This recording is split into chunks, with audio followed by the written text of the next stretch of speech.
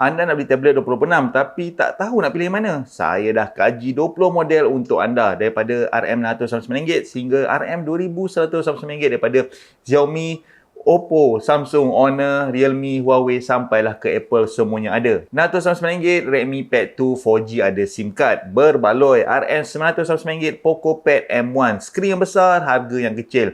RM1299 Xiaomi Pad 7 screen 3.2K, lajunya chip tu okey, terbaik pada nilainya. RM1499 Honor Pad 10 ada 6 speaker 5G, nipis. RM1599 iPad 11 chip A16, jauh lebih laju daripada semua.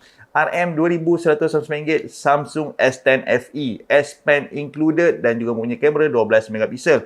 Tapi kalau anda tanya saya untuk nilai yang terbaik 2026, Xiaomi Pad 7 ataupun Poco Pad X1, skrinnya 3.2K dengan Snapdragon 7 Plus Gen 3 di bawah RM1500 yang tiada tandingan. Dan kalau bajet anda lebih sikit, jangan overlook iPad 11 RM1599. Chipnya mengatasi semua tablet Android dalam senarai ni. Okay, link sebuah tablet ada dalam bio dan juga dalam video panjang saya kat YouTube. Tengok YouTube saya video penuh. Follow untuk lebih banyak perbandingan gadget bajet. Jangan beli dulu sebelum tengok video penuh dekat YouTube. Link dah ada dekat dalam bio.